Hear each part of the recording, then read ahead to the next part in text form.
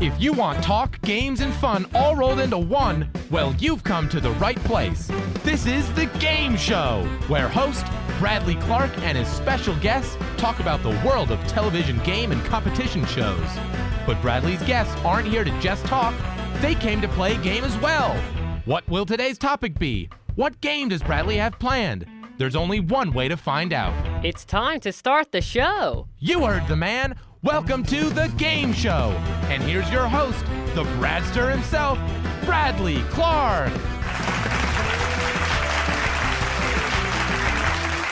My microphone's on, and I'm ready to start chatting. Thank you so much, Austin Angelo, and welcome everybody to another exciting episode of The Game Show, the talk show all about the world of television game and competition shows. I'm Bradley Clarke, the Bradster, and I want to begin episode number 51 of The Game Show by thanking all of the guests who have joined me sometime during the first 50 episodes. Without each and every one of you, this show would not be what it is. And by saying yes to coming on the show, you have all truly made me the happiest person on the planet.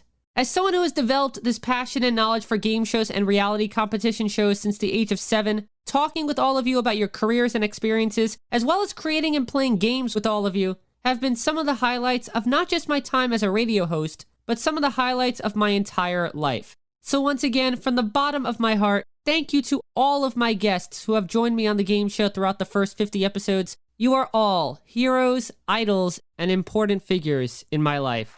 And now, as I begin a new batch of 50 episodes, I am pleased to announce that another idol of mine will be joining me as my special guest today. This guy has been a fixture on my television screen since I first decided that I wanted to become a game show host, and he has been entertaining millions of his fans for more than 25 years. Now, over the course of his game show career, he has worked with a number of talented and influential individuals in the game show industry, including producers Sandy Stewart and Bob Bowden, as well as had the opportunity to be mentored by the legendary host of The Price is Right, Bob Barker. However, this host has also had the fortune of working alongside a true game show legend, someone who just always happens to appear at the sound of his voice.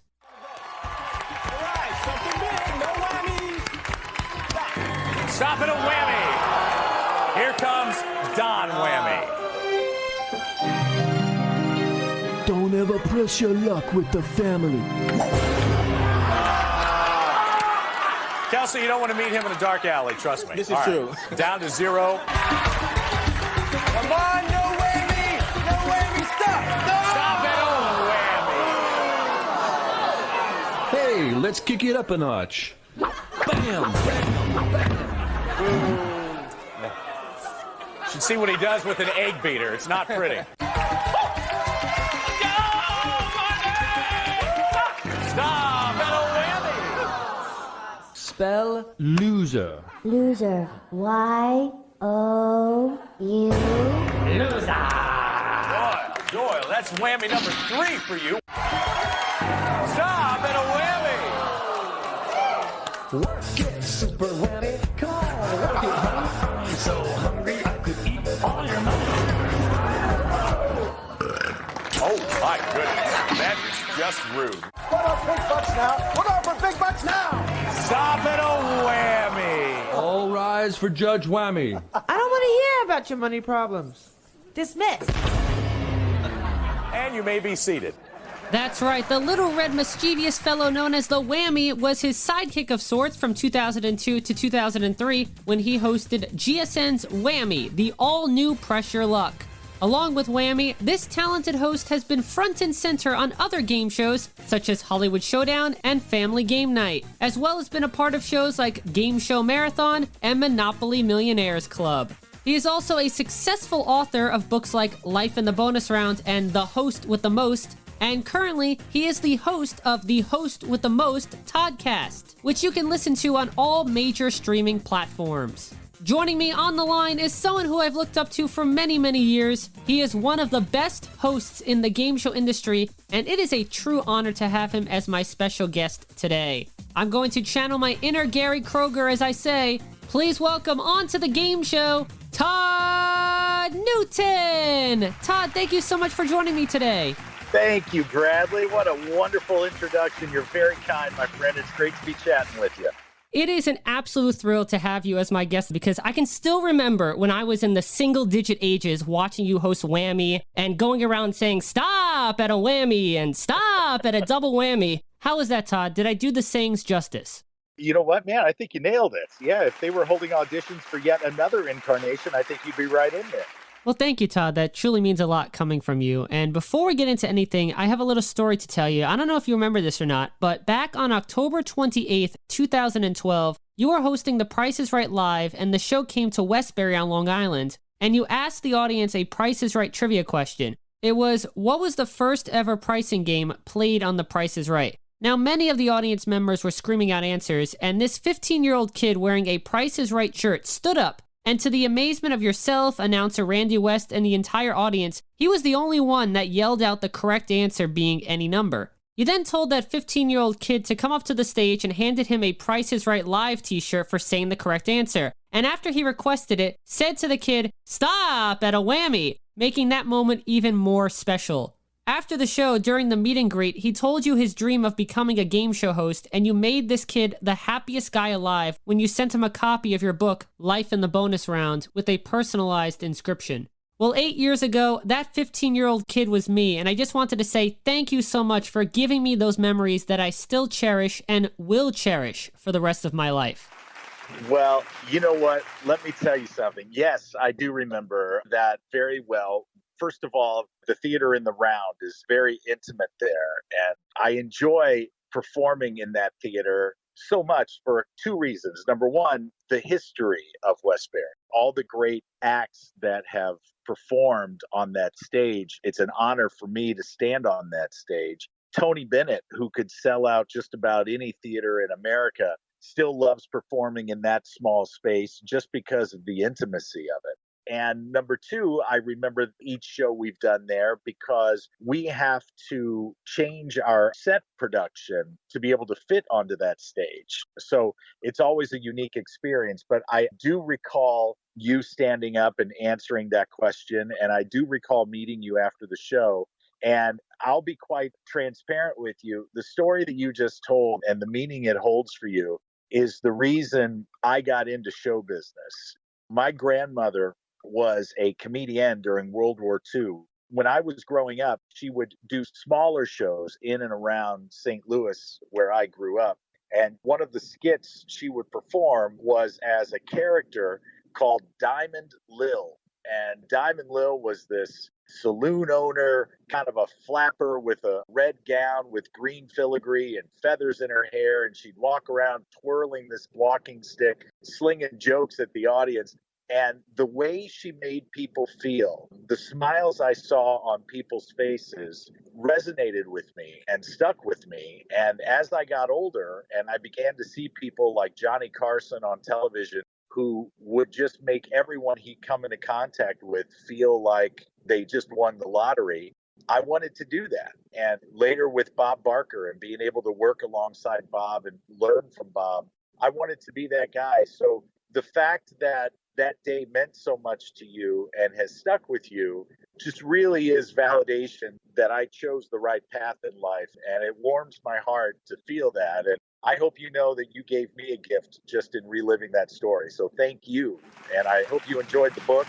And I'm just glad that we could share a little game show magic together. Well, I read the book 3 times. It's a wonderful read. So you know what my grandmother meant to me, and she's mentioned in the book several times, and I'm glad. And you're exactly what game shows are all about. You know, I've said many times that game shows are the only real form of reality television. You know, there's no scripting, there's no acting, and for the most part, the contestants are real people winning real sums of money, and that can change their lives. Show business is ever evolving, and obviously our love for performing is the trunk of the tree, but there are constantly new branches growing out from that trunk. And whether it's being a game show host on television or creating a podcast for game show fans that is now available worldwide because of the incredible technology we enjoy, you're well on your path, man. And just by talking to fellow game show fans and the hosts that are out there, you're part of that world and you're one of the ones keeping it alive. Well, that's another goal of mine. Besides being a host and creating games, my dream is to share my joy and vision of game shows to others who might not know about the history of it, or just to spark that curiosity of what game shows mean to a lot of other people. Yeah, well, good, man. Never slow down on that. Keep that fire burning and great things will come. I will certainly do my best, and I can't wait to pick your brain. I've had a lot of questions built up over these years, and as you say in one of your videos, do your research, and I've been researching your career for quite a number of years, and don't be afraid to ask questions, so I've took those to heart, and I'm excited to chat with you about your career today. Great, brother. Fire away. This will be fun. This is a conversation 8 years in the making. Are you ready to talk game shows with me? I am, sir. Excellent. So like I said, I've read your book, Life in the Bonus Round, a number of times, and we'll talk more about your books a little later, but my first couple of questions relate to a few details mentioned in the book. So my first one is, your full name is James Todd Newton, and while you were working on the radio, you used the name Rick Idle. So when you transitioned into television, why did you choose to go by Todd Newton instead of James Newton or continue using the name Rick Idle? Well, I've never gone by the name James. James has been the family name. Every man in the Newton family, his first name is James. So we've all just kind of gone by our middle names to avoid confusion around the Thanksgiving dinner table. If somebody were to yell James or Jim, there'd be 10 of us responding. So my parents always called me Todd. And when I got into radio in the late 80s, back in those days, radio was really an exciting, wild place to be. And there was a lot of show business involved in radio, a lot of personality radio DJs out there who were doing incredible things. And one of the guys that I listened to was a guy named Jimmy Page, the Nighttime Rage. Well, of course, Jimmy Page wasn't his birth name. Jimmy Page was the name of his favorite guitarist from the band Led Zeppelin. So he came up with a catchy name. And when they finally, after months and months and months of me begging and clawing and scratching and screaming to try to get a spot on the air, station management finally agreed to put me on. And we were sitting in the office, and there needed to be a name that the young people could latch on to, that the young people could really retain. And Billy Idol's Moni Moni was playing as the meeting was going on. So we agreed on Idol. Idol was something familiar. That song was at the top of the charts at the time. And then we just needed a first name. And I was always a big fan of the 80s hair bands like Motley Crue and Van Halen. And for Motley Crue, I liked the bass player. His name's Mickey Six. And the way he spells it, Nikki. So I tried to talk him into letting me be Ricky Idle, and they thought that sounded too childish. So we just kind of did a little finessing and came up with Rick Idle. And Rick Idle did very well in St. Louis. The name did well for me, and I had a wonderful run on St. Louis radio. And when I was tapped to move to Hollywood in 1995 by E! Entertainment Television, they thought Rick Idle sounded a little too radio, a little too FM DJ. So I thought, you know what? I'm here. I've worked hard to get here. Let's just be authentic. And we just went with the real name and let it fly. I've never been one of those guys that got into show business to become rich or famous. I just wanted to connect with audiences. I wanted to be the guy that people would welcome into their living rooms night after night or week after week. So if we're going to have that kind of relationship, they should certainly know my real name. And we just went with it. And I think Todd Newton panned out pretty well. It's done fine. For 50 years now, it's done me just fine. So we'll stick with it. Life in the Bonus Round details how you grew up being influenced by people like Johnny Carson and Dick Clark and, of course, Bob Barker. And you mentioned that the moment you first stepped onto the Hollywood Showdown stage, you knew you were meant to be a game show host. However, although you grew up knowing you wanted to be an entertainer and you started your career in radio along with emceeing various stage shows, did a goal of becoming a game show host ever cross your mind at any time when you were younger? Well, I knew that I wanted to be on television, but I never wanted to be an actor. And when I was 11, 12, 13 years old, the term host wasn't in my vocabulary. I wasn't familiar with it. I wasn't aware of that. But what I was aware of was my father watching Johnny Carson every night. and laughing at the monologue and feeling as if he were part of the conversation. And I thought, that's what I want to be doing. I don't want to be the person on the couch. I want to be the person talking to the person on the couch. And then when I was introduced to Bob Barker on television, I thought, well, this is the coolest cat I've ever seen. He had his jet black hair and he always had a different suit on and the beautiful models around him. And every person that came up on the stage wanted to hug him and he wanted that person to win. And I was enthralled more so than any of the other hosts that I was watching, Peter Marshall or Gene Rayburn. It was always Bob Barker and a little bit of Richard Dawson tossed in. I liked the sauciness of Richard. So the older I got, the more aware of this genre I became. And I started noticing it in other people too, you know, the local news anchors or the local entertainment reporters. So the one thing they all had in common was the fact that they all came from a radio background. And now here I was with a little bit of a radio background. And when I got to E! Entertainment Television and I started hosting the red carpet coverage of the Academy Awards and the Grammys and the Emmys, I started looking around and I started realizing that none of the other entertainment reporters were really personalities. They were more just cut from the same cloth news reporters. And I wasn't that. So when I would interview someone, it would always have a little bit of personality, a little rapport involved. And the longer I did it, the more I learned that the celebrities really appreciated that. You know, they didn't want to feel like everything was question, answer, question, answer. And when they'd come to me on the red carpet and they'd see that E microphone flag, they knew that just for those 3 or 4 minutes that they could kind of let their guard down and that they were in a safe space. And I like putting game show contestants in that safe space as well. I'm very lucky. For me now with Price is Right stage show for 18 years now, I've been able to do that almost every night or every other night. But for the contestant, it's a once in a lifetime experience. So I want to play the games through their eyes. I want to live it through their eyes. I've often said that it's a lot like when you have children, you know, all of a sudden birthdays and Christmas are really cool again and really exciting again. And when you look at a holiday through the eyes of a child, it's an entirely new event. So that's how I host game shows. Although I've played Plinko 1,000 times in my career now, it's really special because it's the first time for the contestants. So that's how I've always tried to be when I come to my performance. And you brought up something that really hit on me, because the reason why I love doing radio is I get to carry on that tradition of the greats and game show hosts doing radio. Wink Martindale started in radio. Bob Eubanks started in radio. You started in radio. And a lot of these great hosts started out just using their voice before being seen. And that's why I love to do radio now. And then hopefully I would be added to the great list of hosts that started in radio and then got their shot at hosting game shows.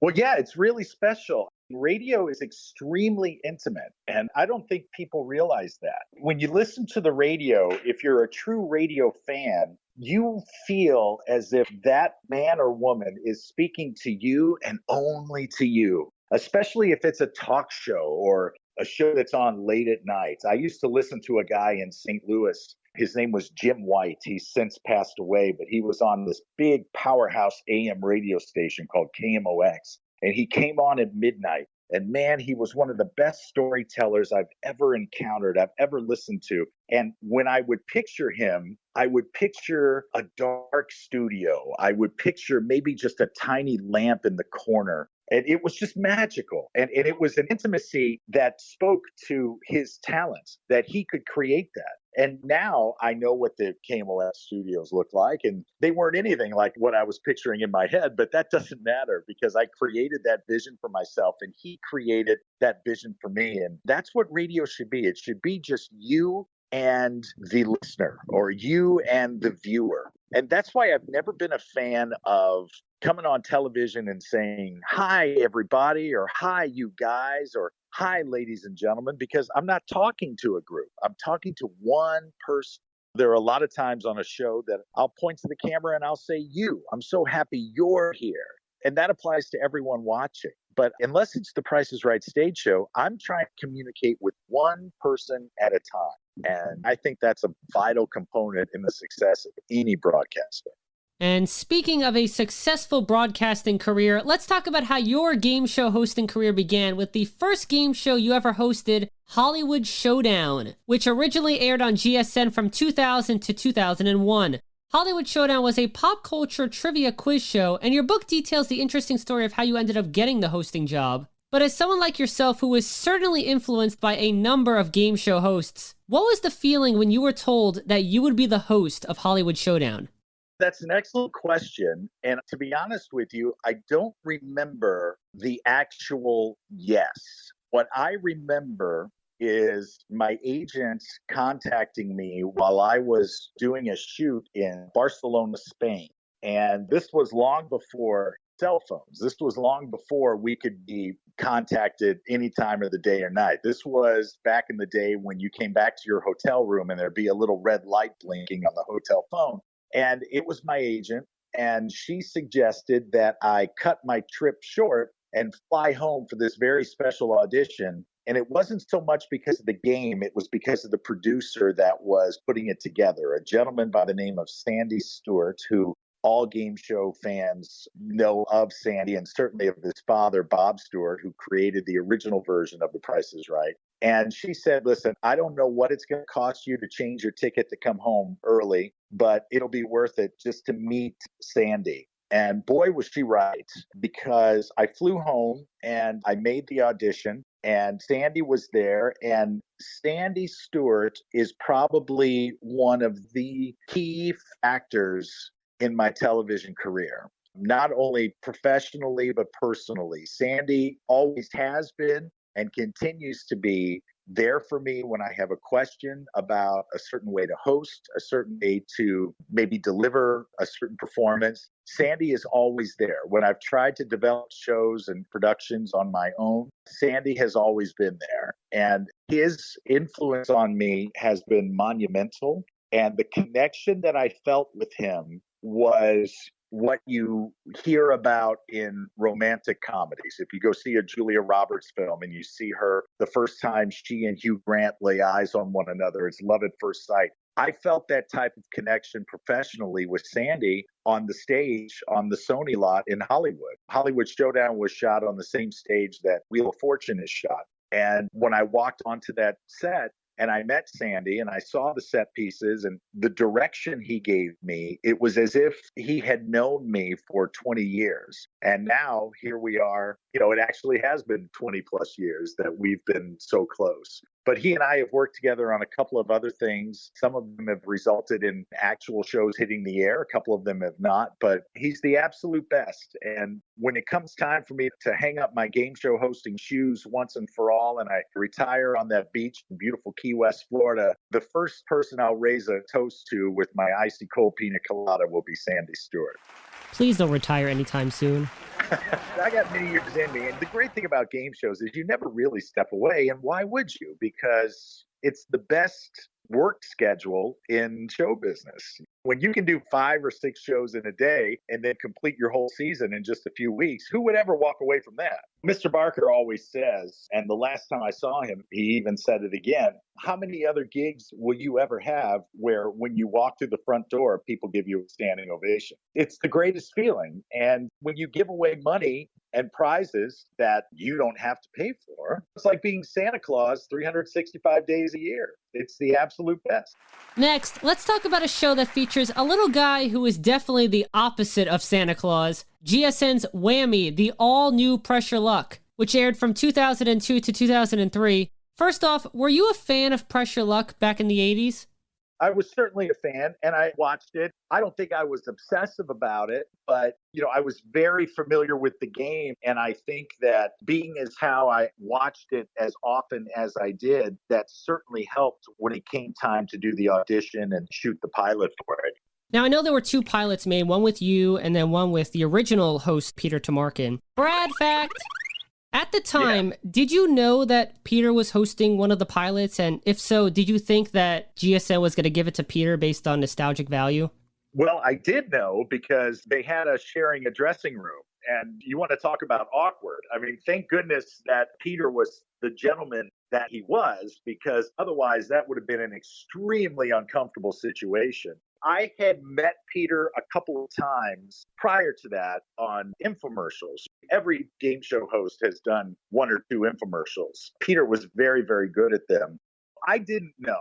There were a couple of executives at Game Show Network at the time who were very honest with me. And they said, look, we don't know where this is going to go.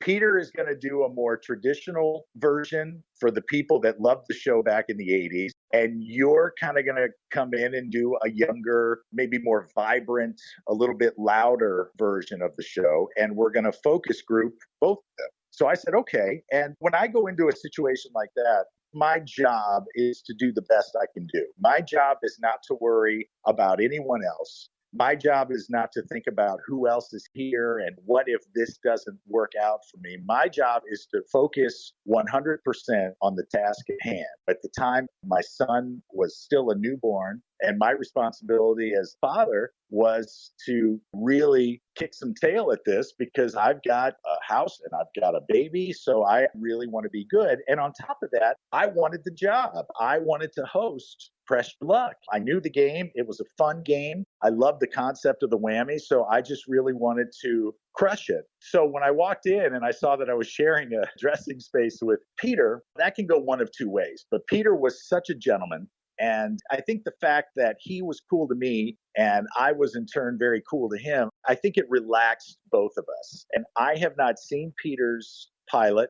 I'm sure he just absolutely destroyed and did an amazing job. And it was really up to the focus groups. It was what people wanted to see at that time. And Game Show Network had a block of shows that they were going to put us in with, Russian Roulette and Friend or Foe, and ultimately Lingo and Cram. So I think our version probably fitted that block a little better than a more traditional show would have. But those were just the times. The 2000s were very different from the 80s. And yeah, I just think the stars were aligned for me on that project, and I'm extremely grateful.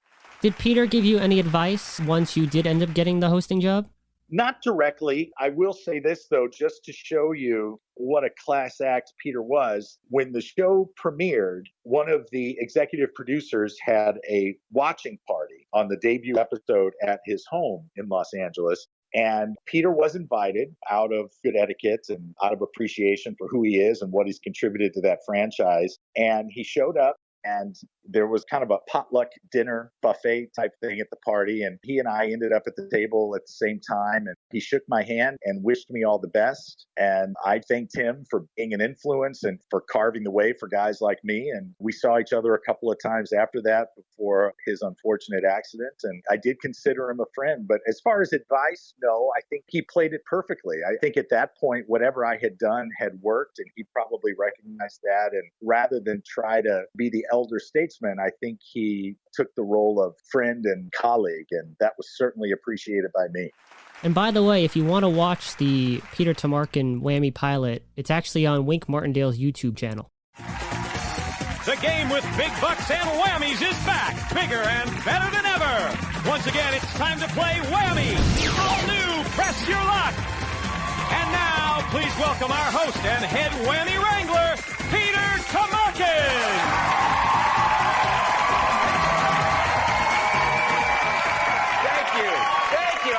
Welcome to the all-new Press Your Luck. We're back, and we are bad. And I got to tell you, it is such a treat to be back here. I am just thrilled.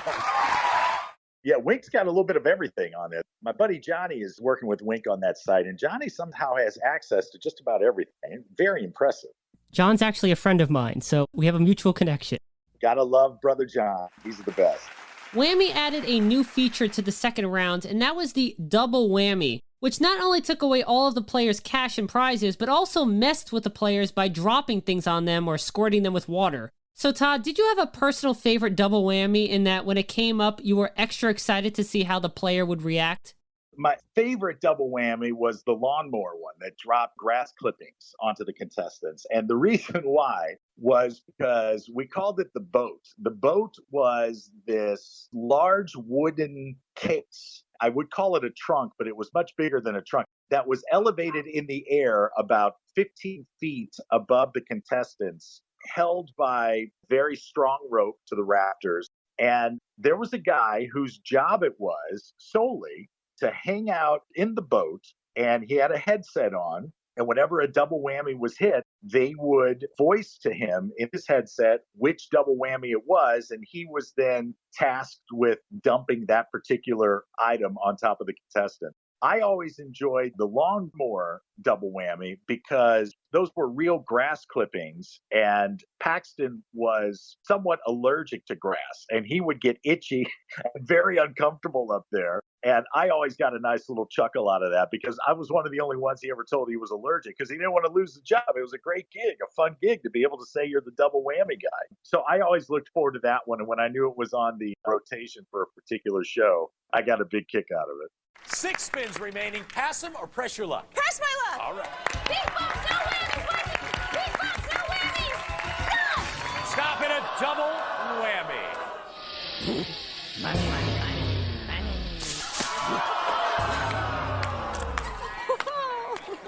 Down to 0, Pamela. Oh, so you did know what double whammies were going to come up. I knew which double whammies were available for that particular episode. I did not know which order they would be appearing. I would find out maybe 2 seconds before the contestant and before the audience. So it was all pretty spontaneous for all of us. My favorite double whammy was the pizza whammy. Yeah, a good one too. Big bucks, no way, stop! Stop at a double whammy, Gromit. Though the losers may try, no one makes pizza pie like the Whammy. Gromit, that's your 4th whammy. Unfortunately, you're out of the game, but man, if you didn't give us some laughs. All right. Yeah, there was a very creative group, a guy by the name of Kevin Belenkoff and Bob Bowden, Jeff Merkin, the team from Gameshow Network and Fremantle Media. They had some fun creating those double whammies. It's of no surprise to me that Whammy has lived on. The new version with Elizabeth and the reruns of our show still on GSN. It's catchy and it's fun, and it's just a real kick for me to be able to say I was part of that. Well, I wanted to talk about the new version of Press Your Luck, and I was curious what your thoughts on it are. Well, I'll be honest with you. I think Elizabeth Banks is extremely talented. I think she has one of those rare personalities that you can't keep contained. So if you're looking for a female host for a game show, she's wonderful. I don't watch a lot of the new game shows. I don't feel that kind of allegiance to them. I'm just grateful that I had my time with the Whammy and that it was so well received and that it has such a long shelf life. But anytime I see a game show succeeding on television, I'm happy because more so than just one particular show, I'm a fan of the genre. And whatever it takes for the genre to live on is something I'm all in favor of. And we have to talk about the best Whammy episode, which was the Michael Larson episode of Whammy. And yeah. I still remember the day that I met you at The Price is Right Live. That Sunday, the Michael Larson episode just happened to air. And I remember telling you, oh my God, I watched you this morning. It was the Michael Larson episode. And now I'm meeting you. It was another highlight of that day amongst the others. Welcome to a very special episode of Whammy. You know, in 1984, game show history was made when Michael Larson, an unemployed ice cream truck driver, went on Press Your Luck and won $110,237, beating his opponents and the big board. Well, since Michael has passed away, today we've reunited his opponents and invited his brother James to take his place and play Whammy.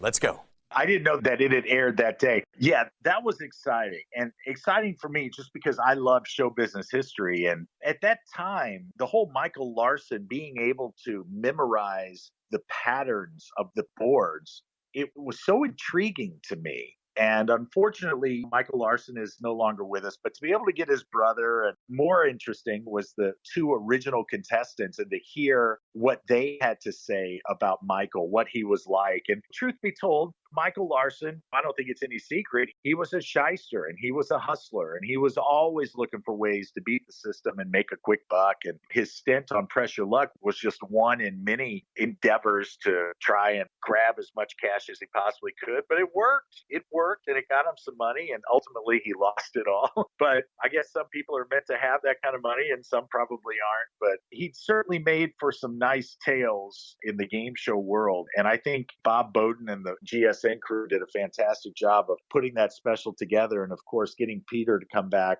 to host one of the question rounds was the icing on the cake. So what you just saw there was 1984. One of my heroes, Peter Tamarkin, doing his thing on the original Press Your Luck with our players that are here with us today. And we're going to go ahead and jump right into this question round. Ladies and gentlemen, Peter Tamarkin.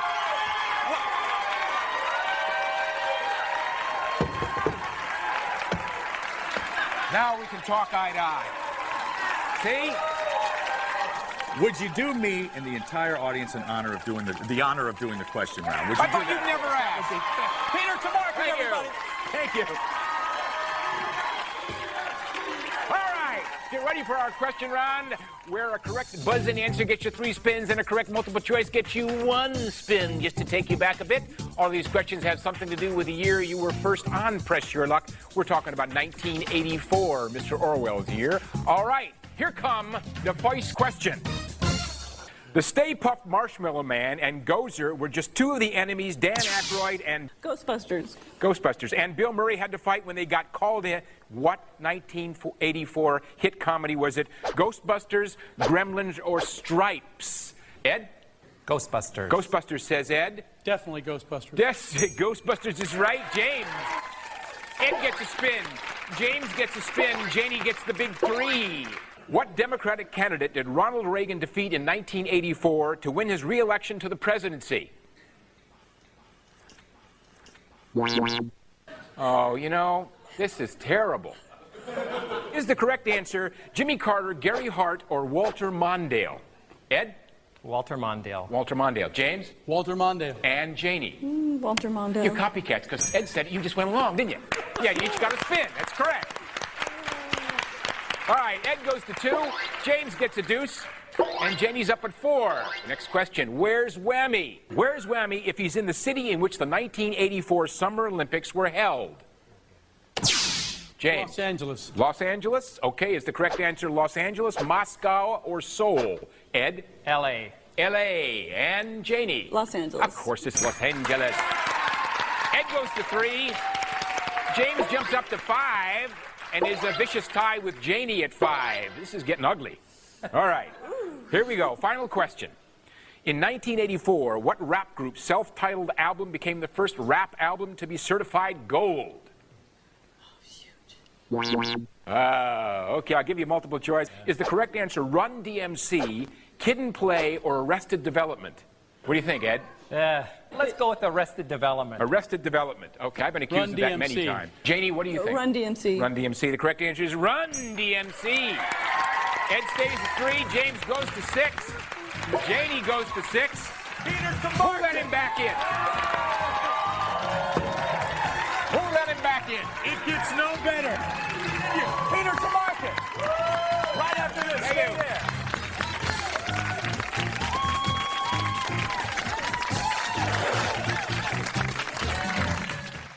And something that really tells me who is hosting game shows because they love the game show genre versus if they're hosting game shows just for the paycheck is if they know the history and facts about the industry and the particular shows that they are hosting. And one of my favorite moments of your career is when you told James Larson that he has the same hand positioning and presses the button the same way as his brother Michael did on the original Press Your Luck.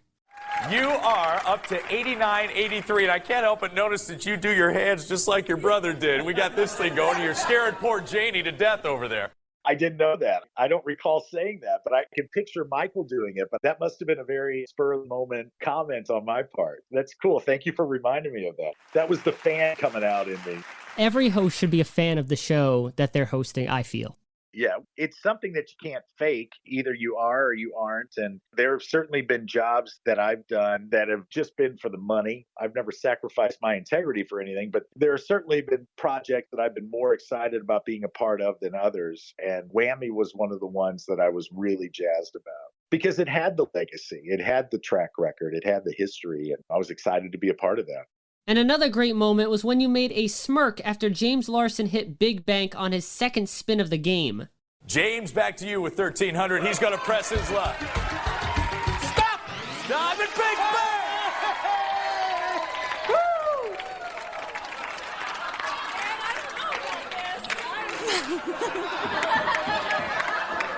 I've seen this before, Todd. Yes, I know you have, man. Yeah, I remember that. And I thought, okay, because at that moment, you're thinking, man, lightning is striking twice here. And then you're also wondering, are the producers screwing with me here? But you could tell by the look on his face, kind of an, oh, shucks, I'm just a guy doing what I do kind of look, that it was completely spontaneous. And it certainly added a fun moment to that special. And by the way, wasn't Big Bang such a great addition to Whammy in season 2? It really was. Kevin Belenkoff, one of our producers, gets the credit for that. That was his idea. And I mentioned before, Bradley, that times change. There's a big difference between 1984 and 2001. And one of the things that people had come to expect after 16, 17 years was more money, bigger jackpots. And now look at today. We live in a world where on television, $1 million, that's kind of like the starting point. It used to be if you could win $1 million, that was a huge deal. Now it's like, oh, okay, this is the third show I've watched this week where they could win $1 million. So we had to find a way to up the ante a little bit. And Kevin Belenkoff created the Big Bank to not only provide larger sums of money, but also to add a little drama, a little intensity to it. He did a great job with that. Yeah, I still say that Big Bank is one of the best additions ever created for a game show revival. Oh, good. Next, I want to talk about a game show that you did not host, but you were certainly a fixture on the show, and that is the 2006 CBS special series Gameshow Marathon.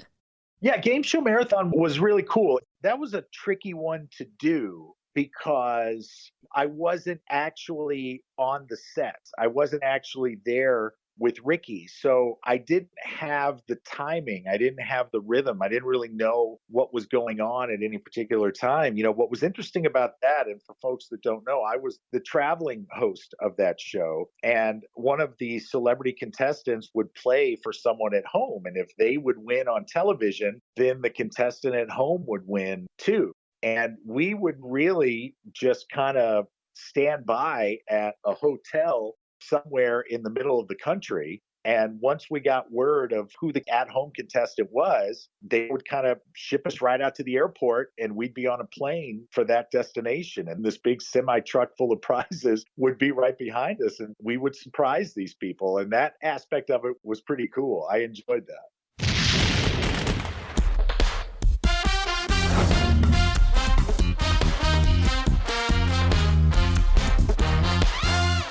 Hi, everybody. I'm Todd Newton in the Gameshow Marathon prize truck, and we are rolling into Eugene, Oregon right now. We're going to deliver some incredible prizes to one lucky home viewer.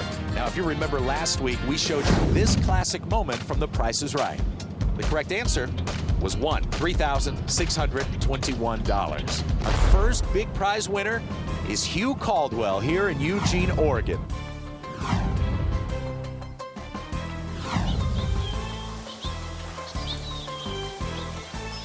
Gameshow Marathon is looking for Mr. Hugh Caldwell. You are our first at-home winner from Gameshow Marathon. Where are you, Hugh? Congratulations! You look happy. I'm assuming you're happy.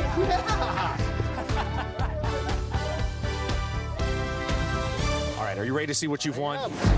A bubble chair. A cotton candy maker. This is something I'm sure Isabel's gonna love. A digital piano, a patio set. How about a barbecue with a refrigerator? Oh, that's so cool. A jacuzzi spa. How about a trip to Australia? A Sea-Doo Sportster boat. Oh, wow. And Hugh, on top of all this, you've won a Harrah's VIP trip for 2 from our friends at Harrah's Total Rewards Properties to go to your choice of any one of 6 properties on the Las Vegas Strip. Okay? Wow. Thank you, Gameshow Marathon. Did they know that you were coming, or at least have a sense? Because what if they weren't home? From what I was told, the producers would contact them and tell them that there were 4 families being contacted. And one of those 4 families was guaranteed to be the winner. And you had a 1 in 4 chance of winning all these fabulous prizes. But in order to collect, you had to be home at this particular time. So at that particular day and time, we would have 4 families around the country being at home, hoping that the truck pulled up in front of their house. Let's move on and talk about the longest running television game show that you ever hosted, and that is the Hub's Family Game Night, which aired for 5 seasons from 2010 to 2014. You know, I can still remember the moment when I saw the first commercial for the Hub, and specifically Family Game Night, and being super ecstatic that not only a new game show based on Hasbro board games was coming to television, but you were hosting it. Family Game Night involved families of both kids and adults competing. So being that you are a proud father of 2, was it extra special hosting a game show where kids of various ages got to be contestants? It was awesome because my kids were right in that age range. And sadly, my one regret was that my kids never got to come to the set. We shot that in Hollywood, and at the time I was living on the East Coast, so I would fly in to do those tapings. So it wasn't like I could bring my kids to work. And that was unfortunate because I know my kids would have loved it. In a couple of seasons there, we had some real intricate set pieces that my kids just would have loved to have been a part of. But audiences loved it, and especially when we started choosing the contestants out of the audience as opposed to pre-selection, it just kept growing. And when we found out that we were going to get to do yet another season, we knew that it was going to come with big changes. And everybody on that crew worked really well together. And that was not an easy game show to produce. As far as game shows go, there were a lot of moving parts to Family Game Night. And that crew really hustled. I mean, those set pieces were big. And to move them in and out at the rate that they did and to never throw off the timing of the show really speaks volumes to the team we had on that show, which is why when I was fortunate enough to win the Emmy, one of the first things I said was, I share this with every man and woman on that crew because they're really breaking a sweat. For me, it's easy. You know, I got a makeup artist. She's powdering my forehead, and I get to sit over here and drink my Diet Coke. But those guys are really burning some calories. But that was such an awesome show, and I miss that one a lot. I really do. Did you have any favorite games? Well, you know, I grew up playing basketball, so I always liked when Connect 4 would come up because I get a couple of practice shots. Welcome back to Family Game Night. Look at us here in the home stretch. The time flies, doesn't it? Both teams have been doing such a great job. The family with the most cash at the end of the show will win that trip to the Mexican Riviera. So let's get right to our last game of the night, shall we? It is time to play Connect 4 basketball. You ready to put 4 in a row here? The original game of 4 in a row. All right.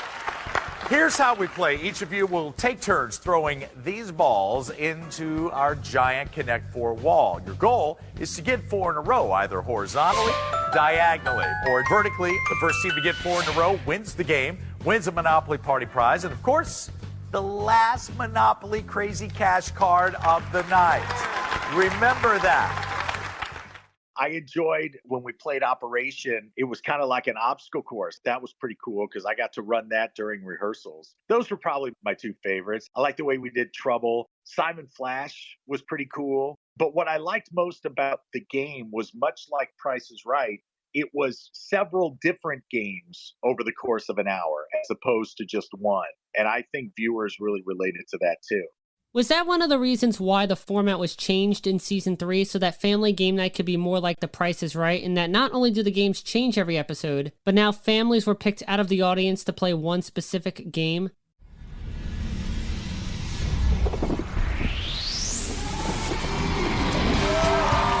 Tonight, members of our studio audience are here to play some of your favorite games in a whole new way. Monopoly, Simon Flash, Jenga, Sorry, and Connect 4. The games are bigger, the moments are priceless, and one lucky family might just leave here tonight with a brand new car. Right here on Family Game Night. And now, here's your host, Todd Newton. Thank you very much. Thank you, everybody. What a great group.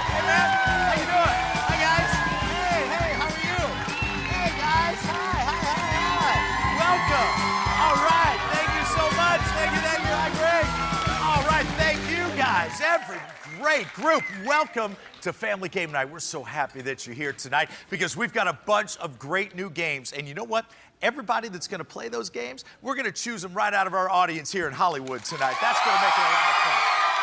Right? And one lucky family is going to get to play our Monopoly Crazy Cash game a little bit later on tonight. That is where they're going to have the chance to win a what? A brand new car. Who wants to play? I need one family to play Monopoly Remix with me, and that family is going to be Lori, Karen, and Rick. Lori, Karen, and Rick. Yeah, well, one of the benefits of a show having the support of the network like Family Game Night did is they're more accepting of suggestions. You know, a lot of times when a show gets the green light, it has gone through so many different twists and turns to get that approval that you just kind of find something that works and you stick with it until audiences stop watching. But Family Game Night was doing really well for the Hub Network. The Hub Network was small and new, and we were producing nice ratings for them. So they were more prone to allow us to try different things with each season and make each season new and exciting. And by the second or third season, we had the luxury of having a lot of our audience be tourists. Folks were coming to Los Angeles for vacation and trying to get tickets to Family Game Night as one of the things that they did. They would come and they'd want to visit Disneyland, they'd want to go to Universal, and they'd want to try to get tickets for Family Game Night because when you're traveling with kids who are 8 or 9 years old, you got to keep them entertained too. And this was a great way to do it. So we had a handful of years where we had true blue fans in the audience. And I think that was really cool. And to kind of thank them and reward them for making us a part of their time, we wanted to give them a shot to come up and play.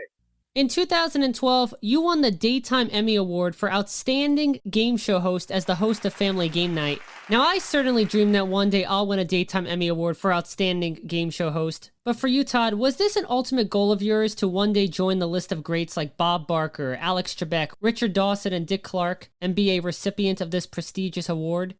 The answer is yes. Two things about receiving a Daytime Emmy Award for a game show host. As far as accolades go, for a game show host, that is the top of the mountain.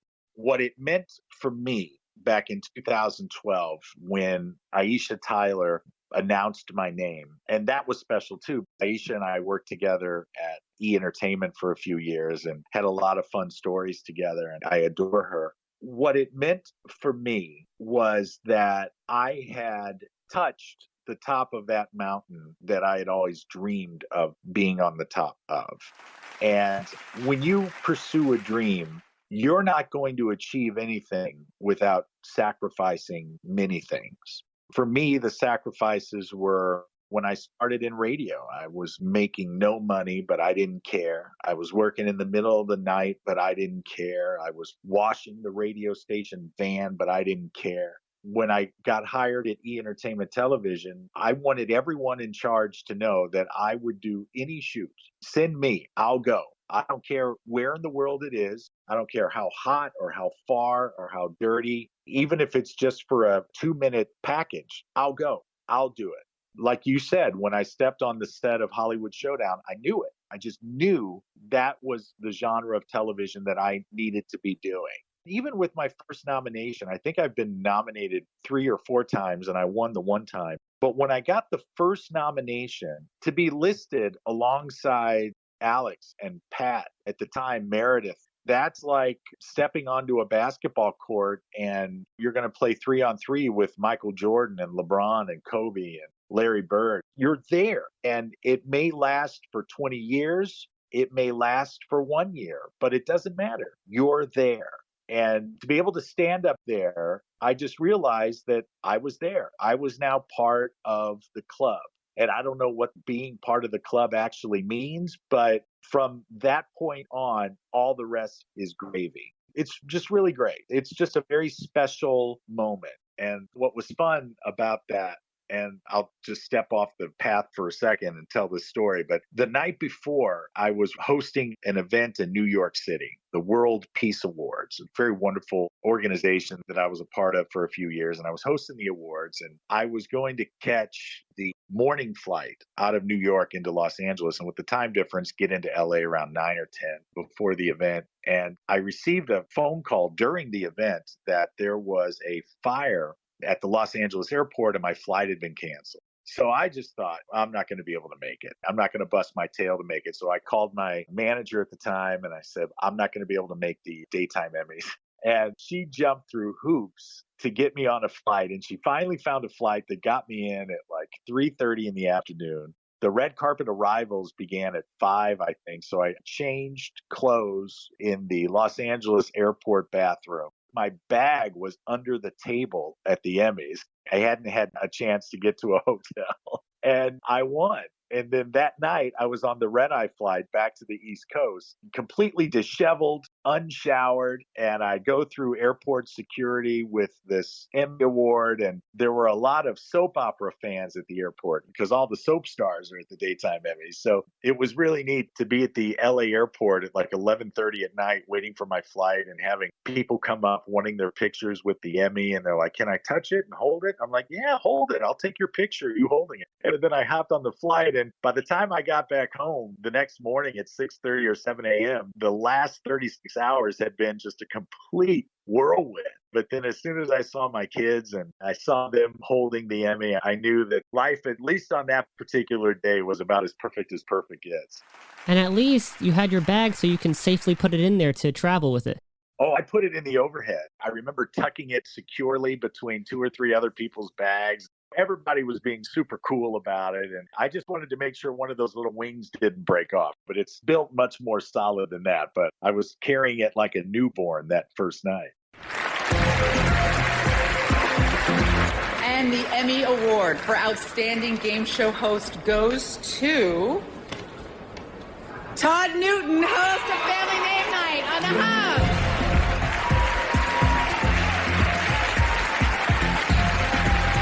He's seen plenty of winners as host of numerous game shows, but this marks Todd's first Emmy Award win. Let's hope there's no whammy to take that golden statue away.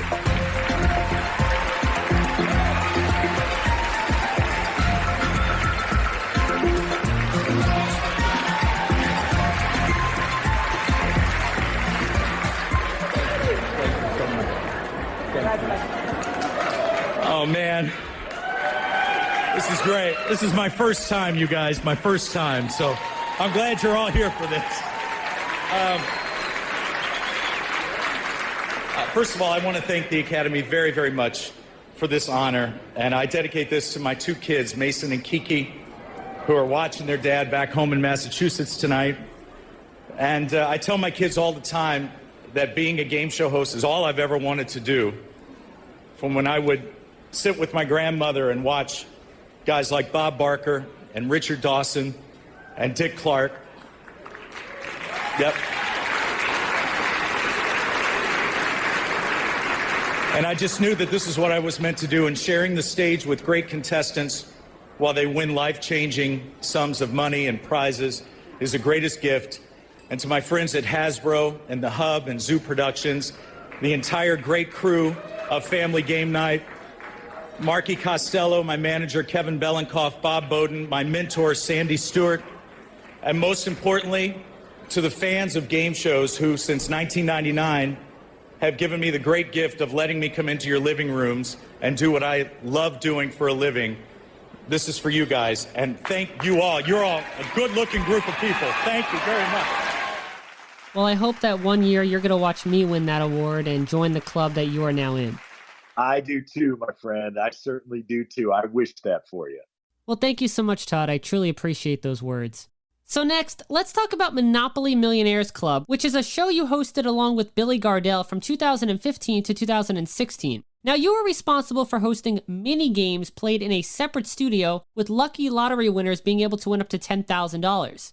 However, the one main question I have regarding this show is, were you ever considered to become the host of the main game of Monopoly Millionaires Club? No, the only talks I ever had with that show, and a couple of the producers for that show had worked on Whammy and Family Game Night, so we had a nice relationship. They knew that they really wanted a big celebrity name, as big of a celebrity name as they could get for that role. That was all the rage at that time, if you recall. Howie doing Deal or No Deal and Drew doing Price. And a celebrity brought hopefully a social media following, et cetera, et cetera. So the only talks that I had been specifically for the individual market games, which were a lot of fun. You know, we shot those in Las Vegas, and I would shoot my segments and then go kind of stand in the wings and watch Billy do his thing, because we were giving away a lot of money because we had the lottery behind us. We certainly had the budget to really make that something special, and that was fun. And I think that one got a nomination for Best Game Show at some point. But my role was to be the individual market games from the very beginning. Hey, gang, we got more with the Monopoly Millionaires Club, and right now we're going to go down to Todd Newton and see what he's got going on.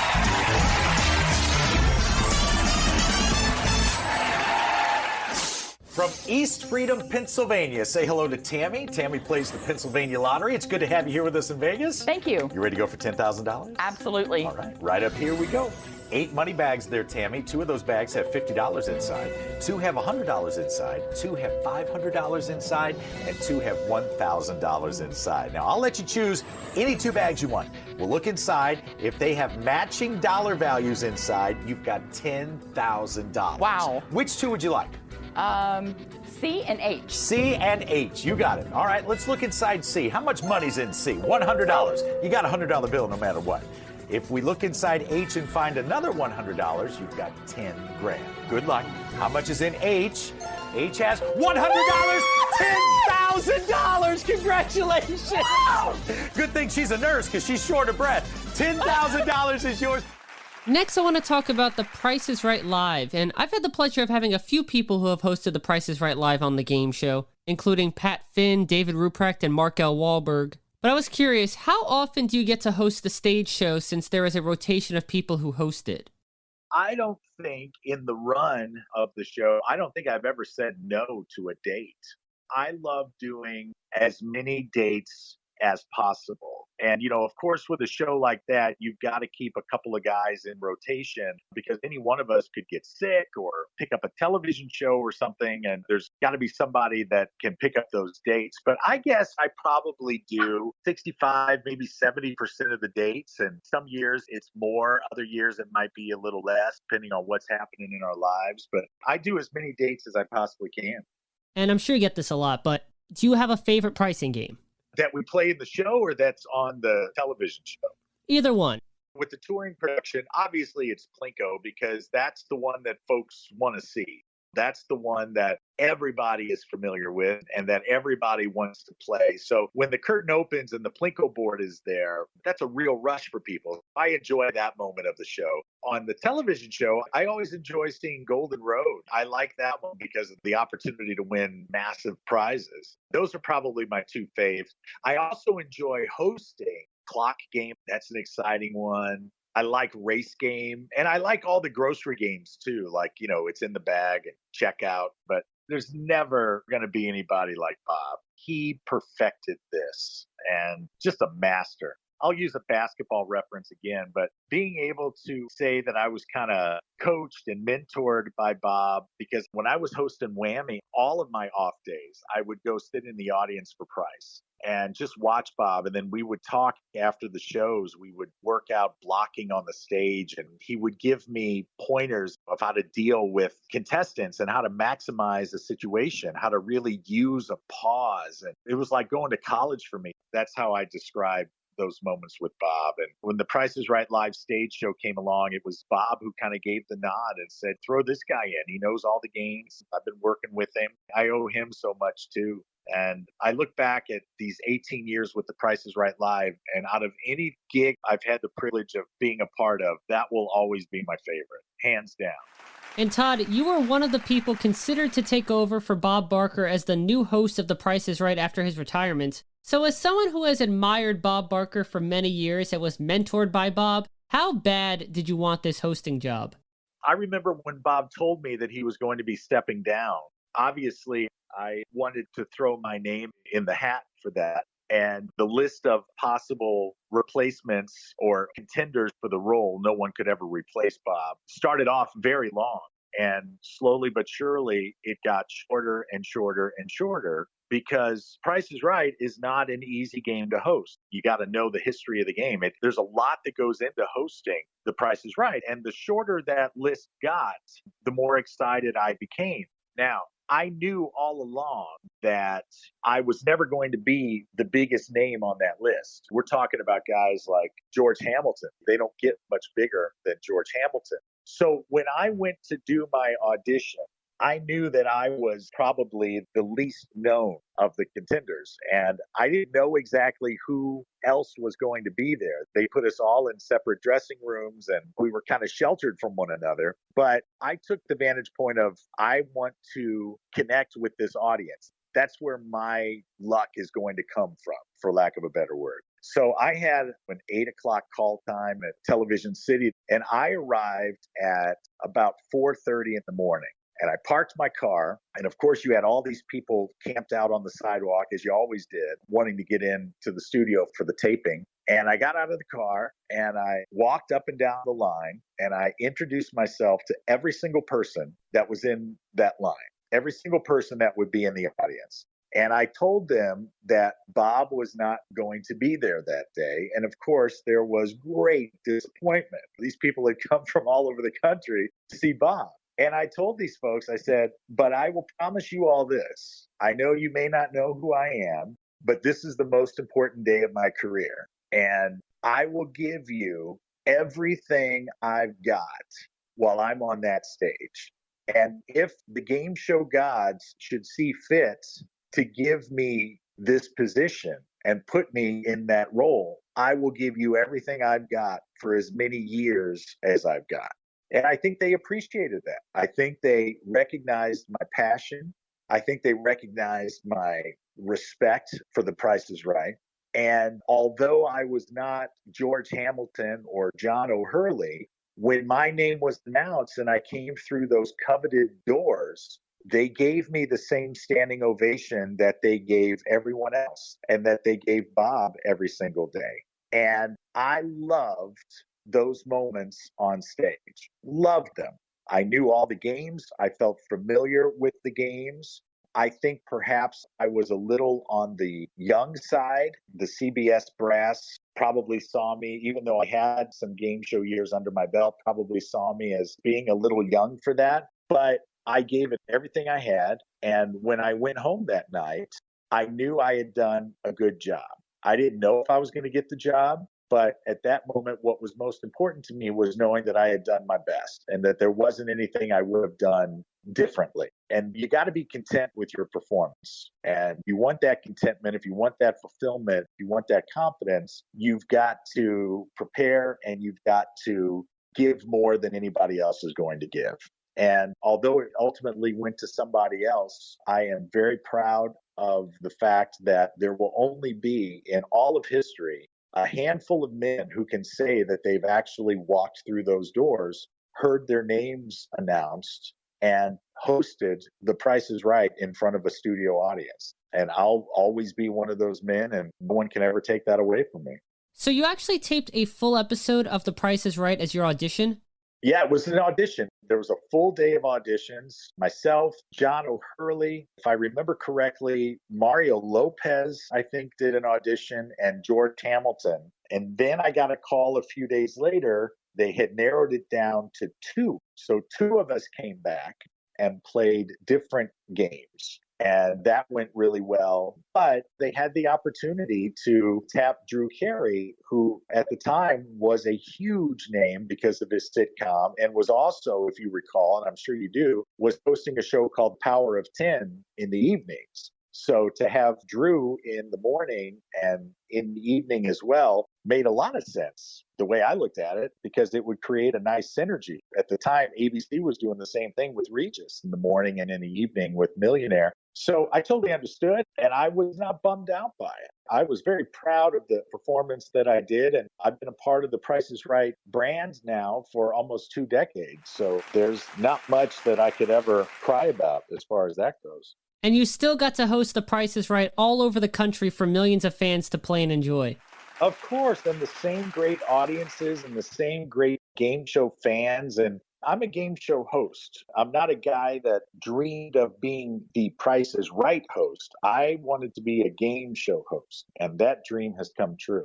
And that's a great segue into talking about your books, which you mentioned a lot about your dreams of becoming a game show host, especially during your first autobiography, 2012's Life in the Bonus Round. First of all, as someone like myself who also grew up knowing that they wanted to be a host and an on-camera personality, it is fascinating to read about your journey up to that point, so I just wanted to commend you for writing such a fantastic book.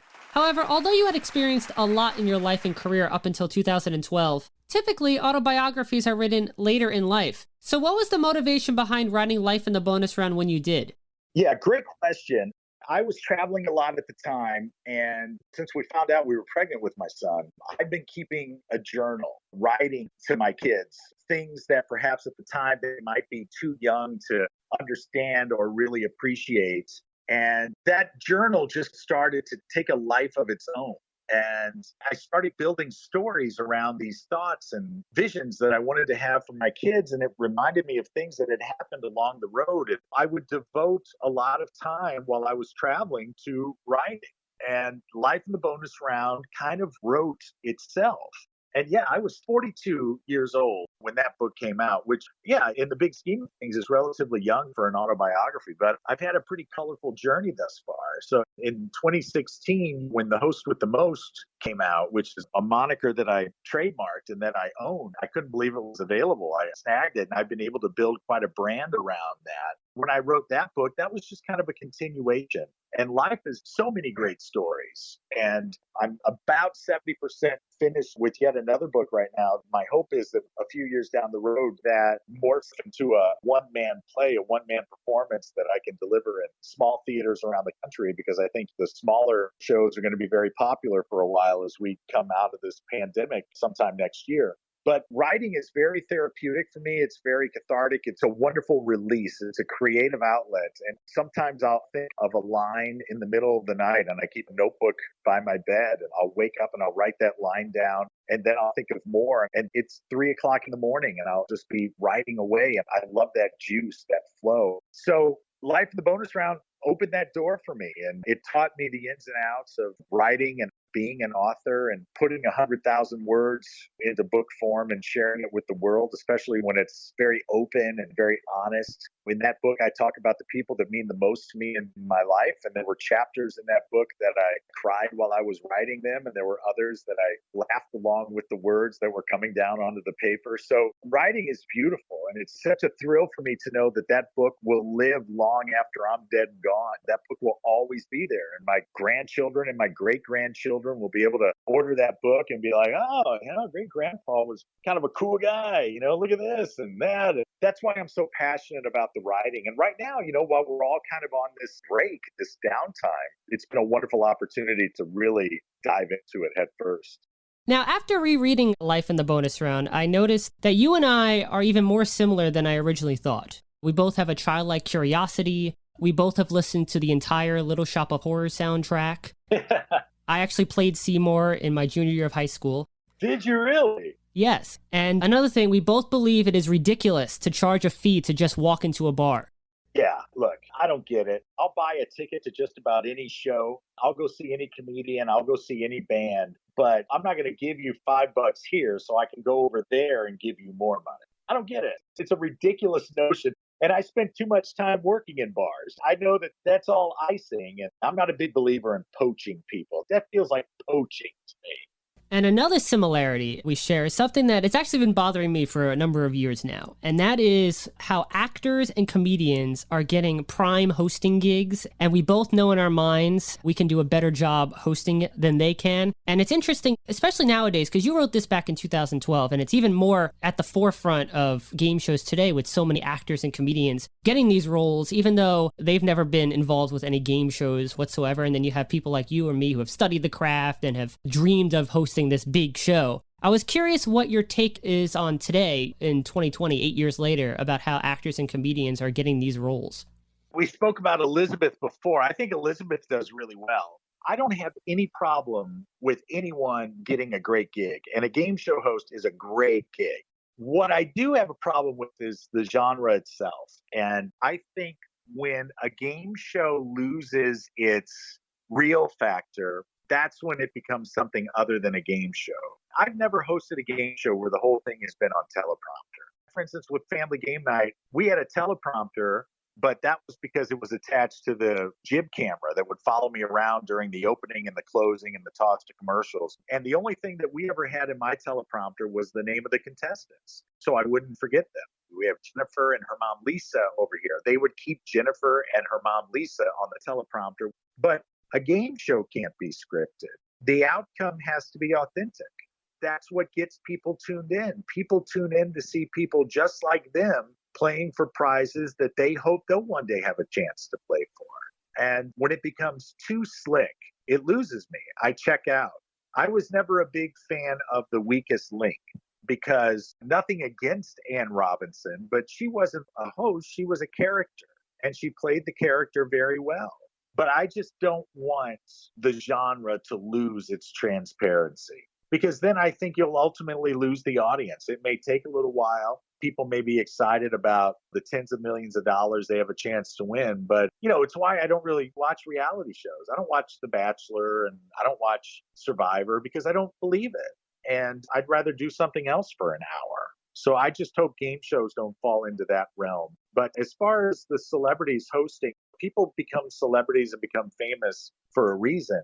I think it's easy to see why Elizabeth Banks is so celebrated, because she's so relatable. She's so fun. You want to hang out with her. And I think she makes a great game show host. I also enjoy Alec Baldwin on Match Game. I think that show is really heavily scripted and written, but I enjoy Alec's character and Alec's personality. I think that's what happened to Hollywood Squares. I think it became too scripted and the jokes just didn't come across as authentic. So I just don't want to see that continue to happen to shows. I want to see game shows live and thrive. Well, I hope to be a person who can help continue on the tradition of game shows any way I can and keep the genre thriving for many years to come. Yeah, listen, you've got what it takes, and what it takes is heart and passion for the genre, and you certainly have both of those. So I've got faith in you, man, and I believe in you, and I want you to know that I'm always here. If there's ever any words of wisdom I can throw your way, or if you ever reach a hurdle, I'm happy to help out in any way I can. Mr. Barker was always there for me, and it proved invaluable. So I want you to know you've got somebody in your corner, too. Well, I truly appreciate it. It really means a lot. No one's ever said that to me, so I really appreciate it. You got it, man. And it's funny, you mentioned Hollywood Squares, and I know that you appeared on Hollywood Squares back in 2002 with a special celebrity episode. You played against Inside Edition correspondent Stacey Giulandi. And I'm curious, during the bonus round, you won $10,000 for your favorite charity. And you mentioned that if this wasn't for charity, you would have went for the Double or Nothing question. I'm curious if you actually asked Tom what the question was. No, I don't recall asking. I had forgotten about that for a very long time. And somebody sent it to me on YouTube and I watched it again. And I remember being conservative because I was actually playing for two charities. So whatever money I won was going to be divvied up in half. So I didn't want to risk anything. My family and I are very much into animal rescue and welfare. I wasn't willing to risk anything. I didn't want to be that guy. I didn't want to be that contestant. But I don't know what the question would have been. I really don't. Todd, you got 2 X's. That gives you right now $2,000. You are our champion, sir. All right? Now, it's time to really play for some bucks, all right?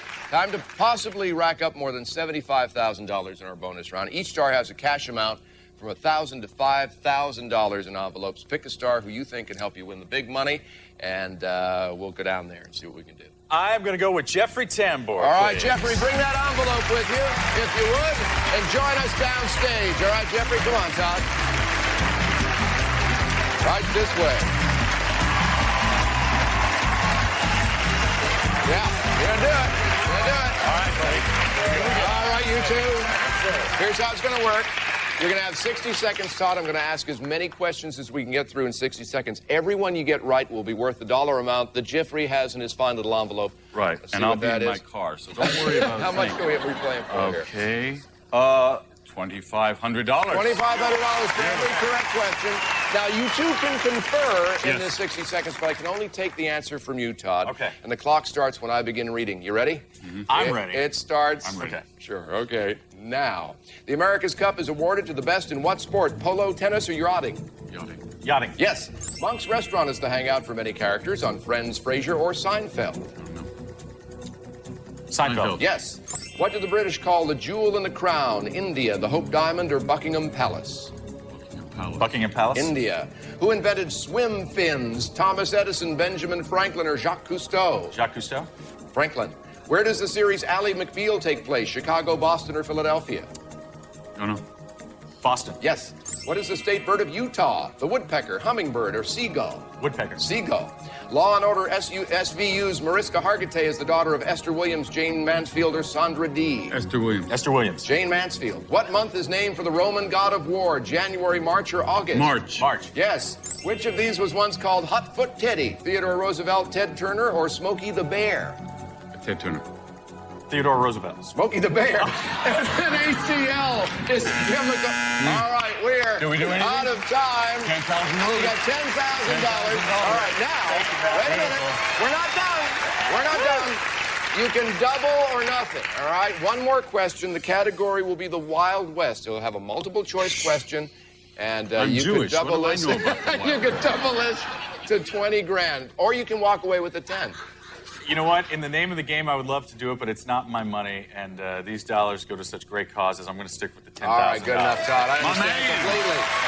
All right, so your charities are going to have Hope Diamond, yes. $12,000 for your charities. Todd Newton, great to have you here. Jeffrey, nice. Tom is a guy that did a great job. As wonderful as he was on Dancing with the Stars, I really thought he was perfect for Hollywood Squares. Thought he was great. A funny story, I actually got to audition for Hollywood Squares, and we were at a little office, and they had a makeshift set put up. They had a podium for me, and then a chair to my right, chair to my left for the contestants, and then a couple of wrought iron chairs set out for stars, and they had production assistants playing the part of contestants. And we went through the script once, and then the casting person goes, "All right, cool, wait right here." And then he left, and he came back into the room with Whoopi. And Whoopi was one of the producers, so she was overseeing the auditions. I was like, all right, that's a nice curveball to throw, but we'll go with that. That was fun. That was a really neat experience, both to audition for the show and to be a contestant on the show. Very cool. Well, I know that you did, besides the Whammy pilot, you did a pilot for a new version of Catchphrase. Did you do any other game show pilots down the line? Catchphrase was so much fun. Getting to work with the great Marty Pacetta. What a thrill that was for me. I'm a big Elvis fan. Marty directed Elvis Aloha from Hawaii, which when that show aired at the time was the largest live audience in the history of television. So he had a lot of great Elvis stories. Oh, yes. I did a game show pilot with Jonathan Goodson. You're aware who Jonathan Goodson is, I'm sure. Yeah, Mark Goodson's son. Yeah. We did a pilot for a lottery game show, which didn't get picked up. And then I just did one, about 2 or 3 years ago with some friends of mine that produced Family Game Night. It was called Timeline. It was kind of a historical fact game show. That one was a lot of fun. That looked very slick, but that one didn't get picked up either. But yeah, I think that's it. I think I've only done 4 or 5 pilots, and to have a 50-50 success rate is pretty good in that business. Yeah, and it's always interesting because Catchphrase has been such a huge hit over in England, but it just never caught traction here in America.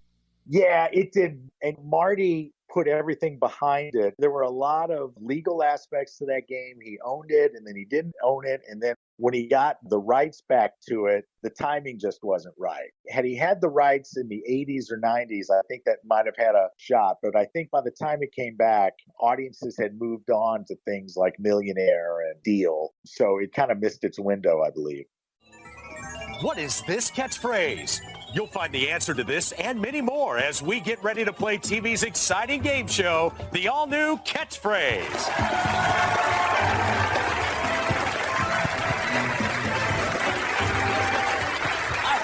much. Hi, everyone, and welcome to the all-new catchphrase. I'm your host, Todd Newton. I tell you what, we have a fantastic game lined up for you today. A whole bunch of catchphrases for not only our players here in the studio, but also for you folks at home.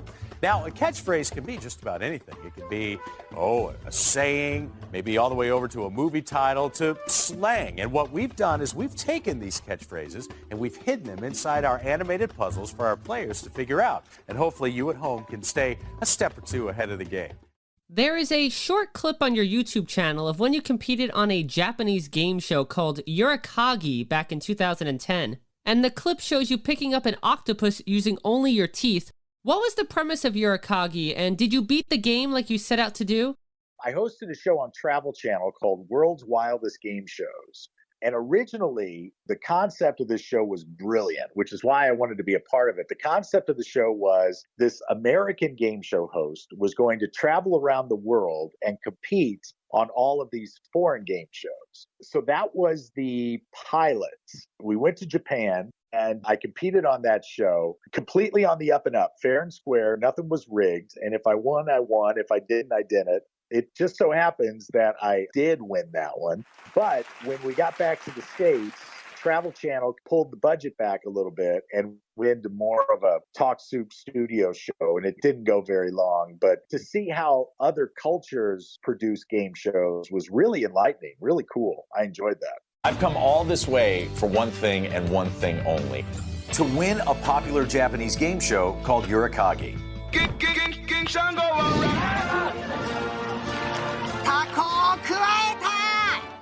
Yurikagi was a very physical show. And they don't play around over there. And it was funny because when they told me that to win the game, I was going to have to pick up this octopus, I didn't want to do it because I'm an animal guy. So we had to get an interpreter, and I had to be assured that there was no discomfort to the octopus. I wanted to make sure the octopus was not going to be hurt or frightened. I didn't want any of that. And I was assured that as long as I got this one part of his head, which would be all cartilage, wouldn't even feel it. So that was the part that I went for. And if he does feel it, you're going to know it because he's going to start swinging those tentacles all over the place. But he was calm and very chill, and I don't even think he knew I was there. Now, you hosted 2 game shows, as we said, for GSN, Hollywood Showdown, and of course, Whammy. And you were part of what I call the golden age of Game Show Network. So I'm curious, now that you haven't really hosted anything since GSN Live on the Game Show Network, I'm curious what you think of the network now as a whole and the games that they're producing. I really like a guy that's in charge over there, a guy by the name of Sean Olsen. Sean is a very young, smart executive with a lot of great ideas. And I think a lot of those great ideas are still to come. What's airing now, I love the reruns. None of the new shows particularly grab me. I'm not a big fan of the copycats. America Says, let's be honest, that's just Family Feud. And I'm not a huge fan of that one, but I think there's about to be a nice splash of original programming coming from that team over there. And I'm excited to see what the future holds. Monopoly Millionaires Club was the last television game show you hosted, and that was 4 years ago, back in 2016. I know that you now host a podcast, you're a public speaker, you do on-air talent coaching, and you're an author. So Todd, is hosting television game shows still an interest for you? Yeah, I'm at a really wonderful point in my life and my career right now. I just turned 50 years old. I've kind of always had this life plan for myself that I want to retire at a relatively early age and only take the projects that really excite me. And I've always been very smart when it comes to investments, very strategic. I have a couple of side investments that do well for me, that allow me to not have to take gigs just for the money. I don't have to do that anymore. And I love my role as father more than anything else. And my kids are at the age now where they're going to be off on their own very soon. My oldest already is. So in a few years, I want to have the flexibility to travel to see them. When they start having children of their own, I want to be a very active and involved grandfather. And I've been in the entertainment industry essentially since I was 18 years old. So this 32-year run has been nothing short of a dream for me. And I want the next chapter of my life to be just as fulfilling and just as rewarding. So I chose to leave Hollywood several years ago, and I do travel to Hollywood when the right project presents itself, but I don't want to be one of those guys that goes and auditions for every show anymore. I only want to be a part of something that excites me and invigorates me. And Price is Right Live excites me and invigorates me, which is why I've made that the primary career focus. And if another project comes along that makes me want to jump out of bed in the morning, then I'll pursue it wholeheartedly. But until then, I live here in Arizona. We live right in the desert, and I get to watch these beautiful sunrises and sunsets, and I get to be with my family. And when the pandemic lifts and when we get this under control and when it's safe for everyone to gather again, we'll be back out there with Price is Right. But until that time comes, I'm fine right here with the kids and the dogs. You mentioned this in the book. Do you still do workshops for people who want to become game show hosts? I was very active in that up until about a year and a half ago. And I don't believe in doing Skype calls and Zoom calls. I'm not going to charge people money for that. I don't feel like I'm providing as much of a value unless we're right there in person. But yeah, 3 or 4 times a year, we would do workshops in Los Angeles, and I would bring in friends of mine from the game show hosting world. We haven't done one for about a year and a half, but yeah, those do come along every now and then. To get into the hosting world now is a little different than it was when I did it. When I did it, it was all about the auditions and the headshots. And now it's a little bit more about your social media presence, your YouTube clips and stuff. So what I tell people is to get as much of your work on video as you possibly can, stream it out there to the world, and make sure that when somebody's looking for a game show host or a male host under the age of 40, make sure you show up in those searches, because that's what it's all about right now. That's how people are getting noticed. And I'm fortunate. I've got a nice body of work here and a nice army of friends and colleagues that I've worked with. So when one of us develop a project that we think somebody else might be right for, we just pick up the phone. But for someone who's just starting out, it's a little bit of a different game, and it's all about that computer, and it's all about getting seen. It's all about the internet. So there's not a whole lot that I can coach people on unless they know specifically what kind of project they're going to be doing. And those are the people that I tend to work with now. But I'm not going to take someone's money just to give them blanket advice. I don't think there's value in that. And that's why you've mentioned my books, and I appreciate that. I've got one on my website, an ebook called Create a Superstar Demo, which we give away for free to talents, because especially during the pandemic, I want people to be able to use this time to really tighten up their demo reels and their videos. And when the show business industry starts firing again on all cylinders, I want people to be as ready as possible. And you're currently the host of the Host with the Most Toddcast. Why don't you tell the listeners what the Toddcast is all about and how they can listen? Sure. The Host with the Most Toddcast is my return to the broadcast airwaves. I started this show about 5 years ago. I wanted to be a part of the podcast revolution. I love the podcasting medium. I love the fact that it's on demand for listeners. They can listen where they want, when they want. They can pause and come back to me. And we're available, of course, on Apple Podcasts and iTunes and Spotify and Pandora and iHeart. Wherever you get your podcasts, the Host with the Most Podcast is there. And I come at you twice a week. Mondays are flashback episodes, shows from a year, 2, 3 years ago that you may have missed if you're new to our family. And on Thursdays, we bring a new show where I tell what I call tall tales of truth, just in an effort to keep the art of storytelling alive. So as I mentioned before, the Host with the Most is a trademark of mine, and I'm very proud to own that moniker. And this is one of the ways that I utilize it. And hopefully folks that have enjoyed the game shows or the e-entertainment stuff or my old radio work will join us and subscribe to the show. And ratings are always nice. Reviews are always nice. We appreciate those on Apple. And I hope you enjoy the show. I keep it at about 20 minutes because I know you're busy and you've got things to do and you got family needs and work responsibilities. But I think it'll give you something to talk about and be with you for the rest of the day. And for people like me, it gives me the envisionment of what it was like to listen to Rick Idle.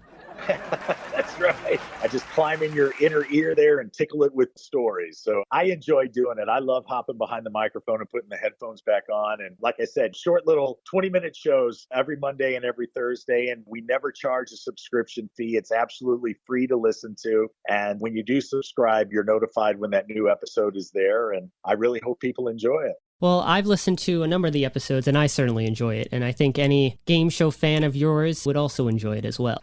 Thank you, buddy. Thank you. Good, fun family listening. That's absolutely right. Well, Todd, we have reached my favorite portion of the game show, and this is such a treat for me to have the opportunity to create and host a game for one of my game show host idols to play. It is time for the game of the day. Game of the day. And Todd, for you, I have decided to bring back the first ever television game show that you hosted. It's time to play Hollywood Showdown. Hollywood Showdown. Oh, I love it. And the background music for today's game will be Hollywood Swingin' by Kool and the Gang. So here's how we play this version of Hollywood Showdown. It's kind of a combination of the main game and the box office segment from the real show. Just like during the main game, I'll give you 3 choices to a question, with one of the choices being the correct answer. All of the questions will be game show related, and just like during the box office segment, if you can correctly answer 5 out of the 10 questions I have in my hand, you will be a winner. So Todd, are you ready to do a little role reversal with me and play a game of Hollywood Showdown? I am ready, sir. Then let's play Hollywood Showdown.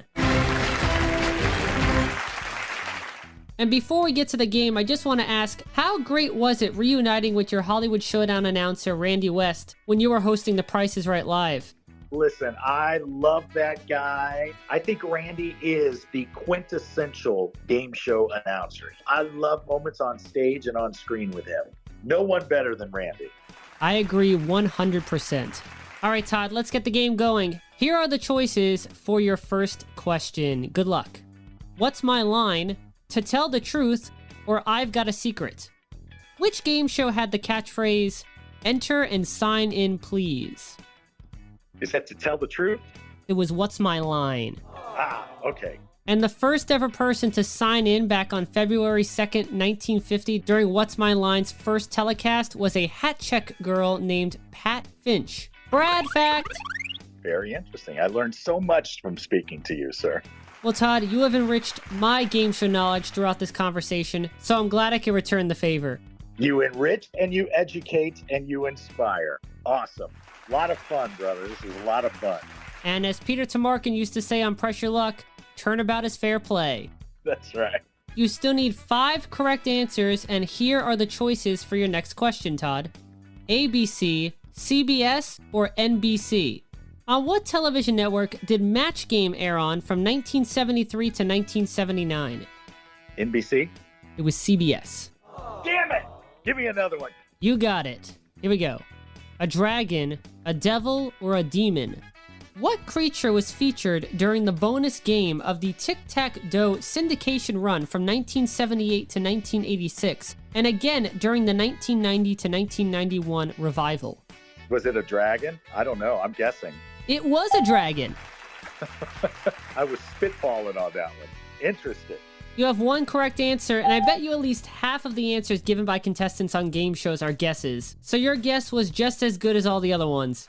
Oh, at least half, my friend. What's next? Give me some more. Here we go. 100 points, 200 points, or 300 points? How many total points does a family need to win fast money on Family Feud? 200?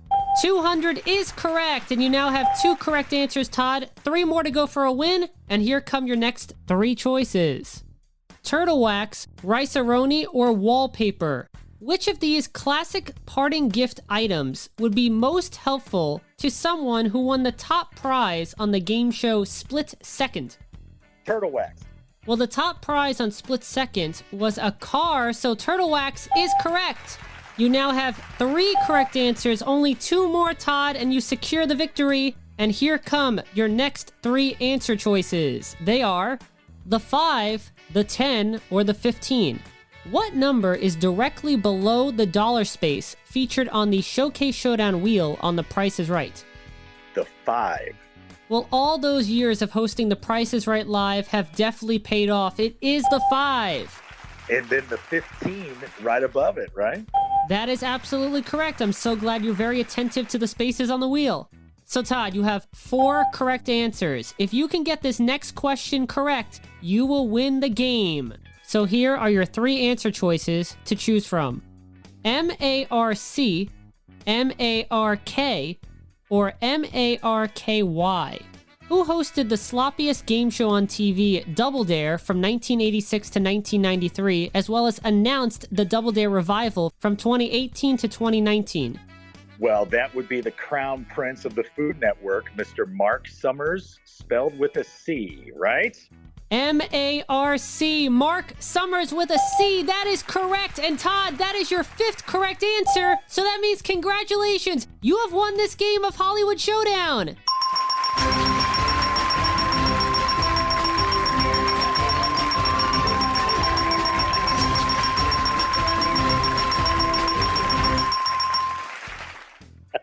Very nice. You made my day, buddy. Thank you. You are so very welcome, Todd. And that was the game of the day, Hollywood Showdown. Hollywood Showdown. Well, Todd, this has been a true honor and pleasure having the chance to chat with you about your game show career today. And you've said on multiple occasions that Bob Barker was one of the people that influenced you to get into television. Well, you are certainly one of the people that has influenced me to pursue my lifelong dream of hosting game shows. So thank you so much for not only being my guest, but for being an inspiration to me for all of these years. Bradley, the pleasure has been mine. I am always here for you, and keep doing what you're doing, my friend. The effort that goes into this podcast, I know how much work doing a show really is, and the research you put into it and the production value, it is not wasted, and none of your passion goes unrecognized. And there are going to be times as you pursue this dream of becoming a game show host, because it's not as broad as becoming a singer or becoming an actor. It's much narrower and much more pinpointed. And there are going to be times where you're going to get a little sidetracked and get a little disappointed, get a little frustrated, and you just got to fight through those moments, because I promise you what lies on the other side of the frustration and of the sweat and of the dreams is the most beautiful pot of gold that anyone could ask for. So you have youth on your side. You're at that point in your life where you can take risks and where you can get bumped and knocked down a couple of times and just pop right back up. So use that to your advantage and keep firing away, man. And I'm excited to watch your career. Well, thank you so much, Todd. Those words truly mean the world to me. And I hope that I can make you proud with all of my game show accomplishments down the line. And Todd, you always have an open invitation to join me again on the game show whenever you'd like to talk some more or play another game. Very cool. I look forward to it. All right, Todd. Thank you again for joining me today on the game show, and I look forward to speaking with you again soon. Thank you for spending this time with me. Truly appreciate it. Take care of yourself. Bye-bye. It might be near the end of the show, but it's not the end of the show yet. It is time for this episode's Bradley Parody. Bradley Parody. This is a brand new feature on the game show that I introduced on my last episode, in which I create a parody song about an aspect of the episode. And one of the shows that Todd and I talked about was, of course, Whammy, the all-new Pressure Luck. So I thought it would be fun to create a song based on that lovable yet hateable at the same time creature, the Whammy. Stop at a whammy! So without further ado, here is Bradley Parody number 2, Stop at a Whammy, to the tune of Stop in the Name of Love by Diana Ross and the Supremes. Stop at a whammy, he took all your money.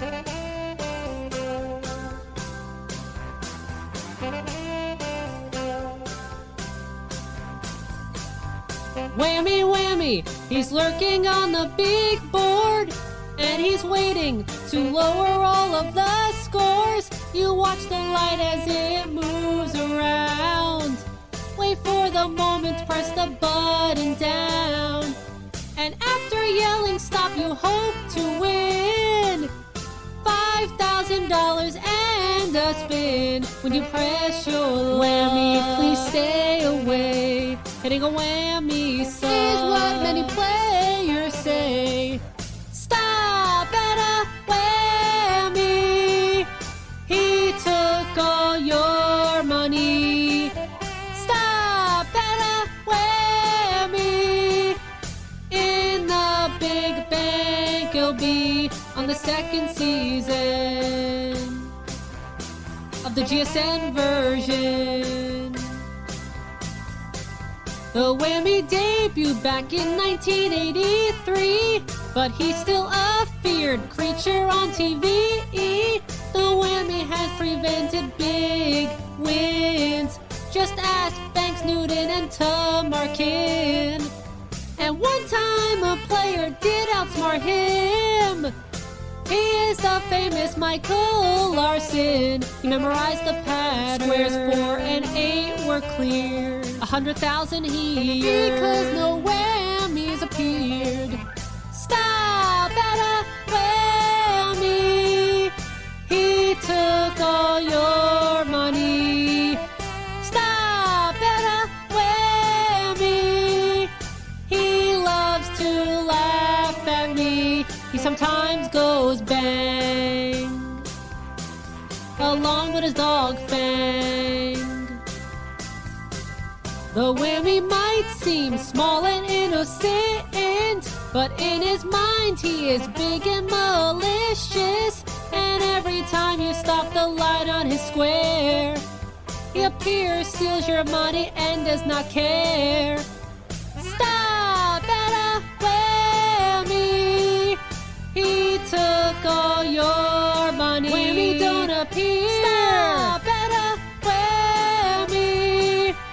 He doesn't want you happy. Please get out of here. Stop at a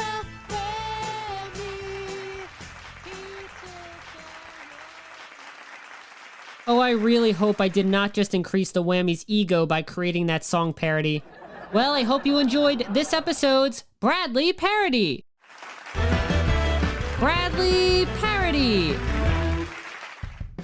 Well, it looks like the Whammy might have stolen our time because we have already reached the end of this episode of The Game Show. My thanks once again to game show host, author, podcast host, and one of my personal game show hosting heroes, Todd Newton, for being my guest today. Now, as we talked about before, Todd is one of the hosts of The Price is Right Live. And other hosts of The Price is Right Live over the years of the traveling stage show have been Pat Finn, David Ruprecht, Michael Berger, and Mark L. Wahlberg, all of whom have been guests of mine on previous episodes of The Game Show. So if you would like to listen to the episodes featuring Pat, David, Michael, and Mark, listen again to this episode featuring Todd Newton, or listen to any of my other episodes of The Game Show, all you have to do is log on to www.soundcloud.com/Bradley_Clarke, that's BRADLEY_CLARKE/sets/The Game Show.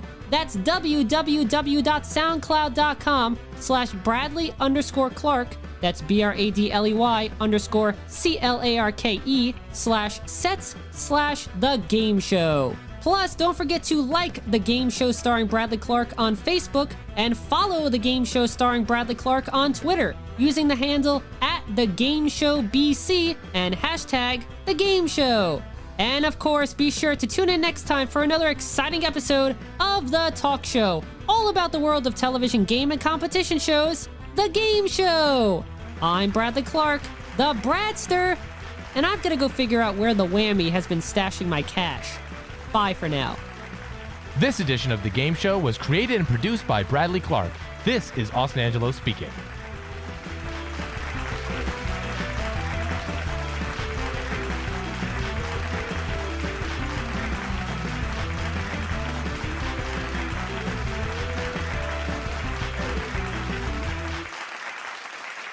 The Game Show is a Bradley Clarke production. Get your game on.